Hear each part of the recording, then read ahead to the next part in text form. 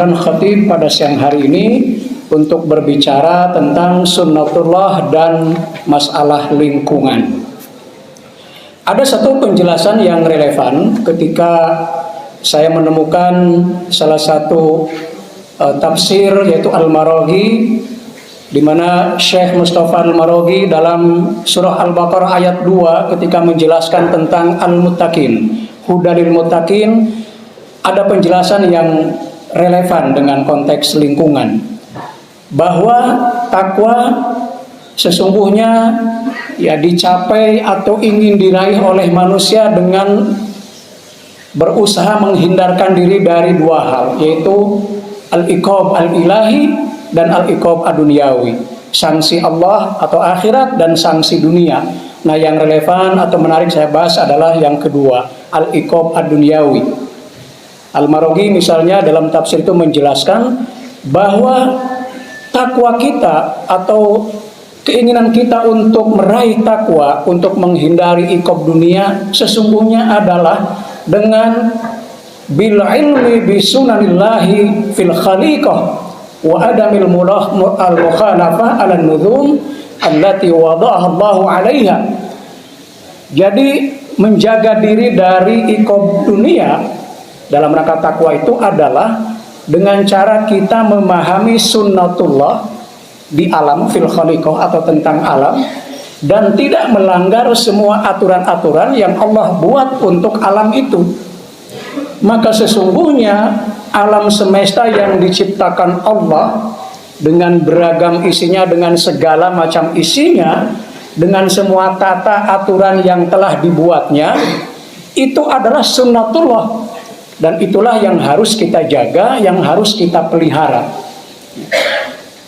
Dalam tafsir itu Al-Maraghi misalnya memberi contoh salah satu sunnatullah itu, kalau Anda ingin memenangi perang, maka sunnatullahnya Anda harus mengetahui strategi dan taktik perang. Kalau Anda ingin belajarnya atau ingin ujiannya lulus, maka sunnatullahnya Anda harus belajar. Nah, kalau kita ingin alam semesta, lingkungan ini terjaga dengan baik, terjaga dengan aman, ya bebas dari semua musibah, maka kita harus menaati semua aturan-aturan tentang alam. Al-Maraghi misalnya beri contoh, Allah menciptakan gunung dengan segala pohon-pohonan di atasnya. Itu adalah dalam rangka menjaga keseimbangan alam. Akar-akarnya mampu menahan atau menadah air, sehingga ketika terjadi hujan besar, hujan lebat, tidak terjadi kebanjiran. Tapi problemnya adalah ketika manusia tidak bisa menjaga itu, lalu menebang dengan sembarangan tanpa berusaha menggantinya, atau dengan reboisasi, akibatnya adalah banjir di mana-mana. Hari ini atau pada saat ini kita, khususnya warga DKI, mungkin juga sekitarnya, mengalami sebuah musibah yang luar biasa, polusi udara yang sangat buruk, bahkan mungkin ada yang mengatakan sangat-sangat atau terburuk, sehingga ada kebijakan untuk sebagian pekerjanya atau pegawainya untuk bekerja di rumah, ya, untuk menghindari polusi udara yang luar biasa buruk itu. Ini adalah problem lingkungan, dan dasarnya adalah ini terjadi sesungguhnya karena kita atau manusia tidak menjaga aturan-aturan yang telah dibuat Allah. Ya.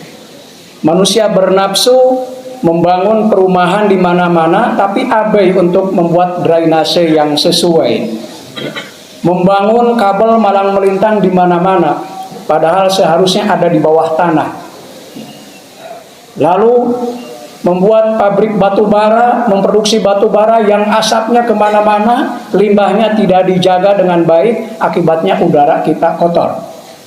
Maka kalau kita kembalikan ke penjelasan Al-Maraghi di tafsirnya, itu semua karena kita sebagai manusia tidak mentaati aturan-aturan yang telah dibuat Allah untuk keseimbangan alam itu.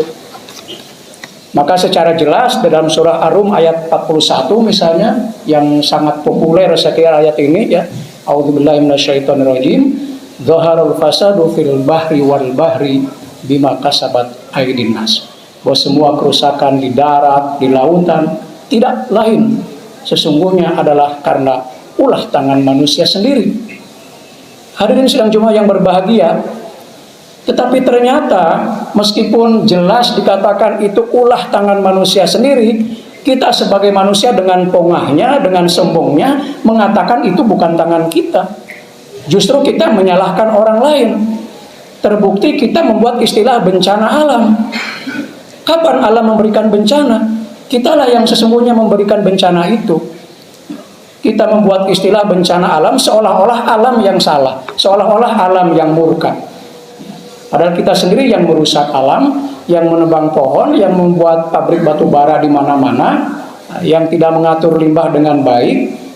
Lalu kita dengan sombongnya mengatakan itu bencana alam. Padahal sebenarnya ya kosakata Al-Quran lebih netral, itu adalah musibah. Maka istilah yang tepat sebenarnya musibah. Kalau musibah kan tidak ada menyalahkan orang lain, tapi begitu kita mengatakan bencana alam, maka kita sebagai manusia justru menyalahkan orang lain. Karena itu sebenarnya persoalan lingkungan, menjaga lingkungan ya supaya alam ini seimbang, supaya udara kita bersih, supaya air kita bersih, ya dan lain sebagainya, sesungguhnya adalah ada di tangan kita sendiri dengan selalu menjaga sunnatullah. Dan sunnatullah itu telah jelas oleh Allah, diatur sedemikian rupa dan tidak akan berubah, dia akan mengikuti irama. Maka seperti ayat yang saya bacakan tadi, falang tajida li sunnatillahi tabdila, kita tidak akan menemukan pergantian atau perubahan pada sunnatullah. Sunnatullah akan tetap berlaku sebagaimana hukum alam, sebagaimana hukumnya yang terjadi. Tugas kita adalah bukan melanggarnya, tetapi memeliharanya, menjaganya. Kalau ingin ekosistem kita, kalau ingin lingkungan kita tetap mendukung untuk kehidupan kita yang lebih baik.